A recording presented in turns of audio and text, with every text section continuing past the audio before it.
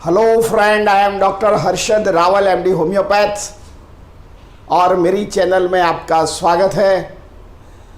मित्रों, आज का वीडियो में हम आपको एक एक्सरसाइज बताने वाले हैं कि जो आपका जो लंग्स का ऑक्सीजन लेवल बढ़ता है, क्योंकि अभी जब हमारा शरीर में ऑक्सीजन लेवल घट जाता है तो ये जो वायरस की बीमारी है, लोगों में टेंशन हो जाता है कि जो वायरस में सबसे पहले एसिम्प्टोमेटिक पेशेंट्स होते हैं, तो इसमें माना गया है कि जो शरीर में ऑक्सीजन लेवल घट जाता है तो सबसे पहले उनका साइन है। तो सब लोग अभी कॉन्शियस हो गए और वरीड भी करते हैं, और उनके लिए आपने देखा होगा कि भाई how to measure the oxygen level.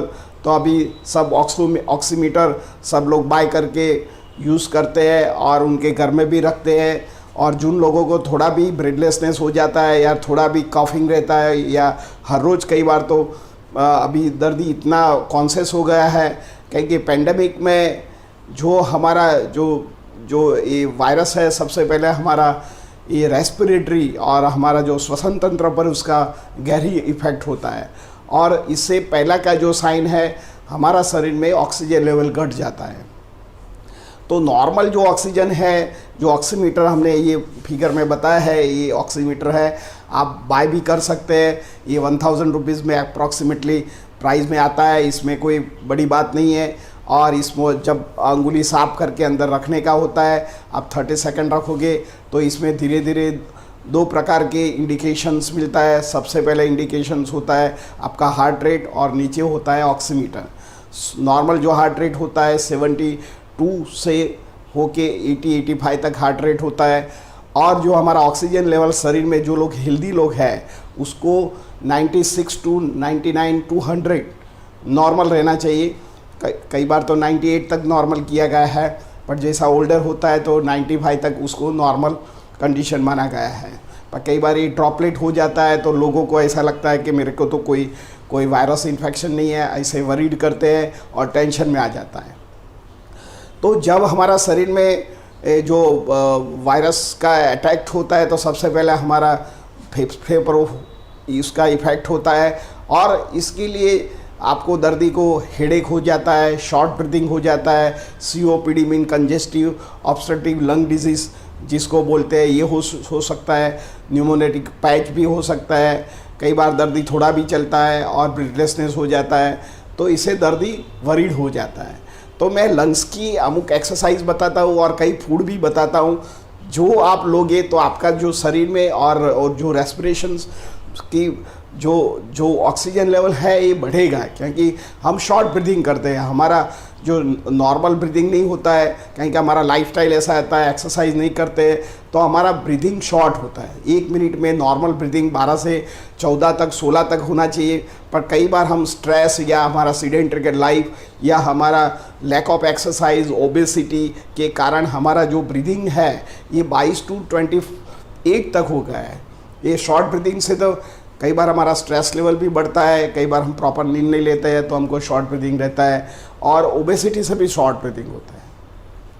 तो ये शॉर्ट ब्रीदिंग के लिए हमको ऑक्सीजन बॉडी में कम हो जाता है, और फेफड़े में भी कैरिंग कैपेसिटी ऑक्सीजन की कम होता है। जितना लॉन्ग ब्रीदिंग होता है इसमें आपका ऑक्सीजन लेवल बढ़ता है, और जितना लॉन्ग आपका ब्रीथ करोगे तो आपका ऑक्सीजन से डिप आपका जो रेस्पिरेटरी जो फंक्शन है, जो तुम्हारा लंग्स है, और इसमें छोटे छोटे एल्वियो है, तब पहुंचता है। और क्योंकि हमको शॉर्ट ब्रीदिंग करते हैं तो हमारा जो बाहर का जो ग्रास्पिंग ऑक्सीजन लेवल है ये खून में बराबर बढ़ता नहीं है, और हमारा कई बीमारी हमको हो जाता है, diabetes, blood pressure, skin allergy, यही प्रॉब्लम होता है। तो मैं आपको एक एक्सरसाइज बताता हूँ, साथ में फूड भी बताता हूँ।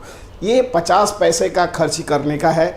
50 पैसे खर्च करने के बाद आप हर रोज़ 5 बार कीजिए, और जो आपका शरीर में ये करोगे तो ऑक्सीजन लेवल बढ़ेगा। तो आपको कैसे मालूम पड़ेगा?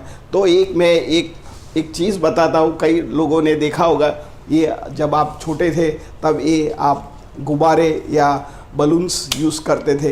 ये बलून्स को आपको खाली 3 बार फूलाने का है, इसमें जोर नहीं करने का है, और 5 बार हर रोज़ कीजिए। और बाद में आप पल्स ऑक्सीमीटर जो मैंने बताया है, इससे आप पल्स ऑक्सीमीटर करोगे तो धीरे धीरे आपका जो ब्लड में ऑक्सीजन लेवल बढ़ता है, तो आपको कैसे फुलाने का है, 3 बार ही फुलाने का है। तो पहले उसको पकड़ के फूंक मारने का है, उसको पकड़िए, फिर से दूसरी बार कीजिए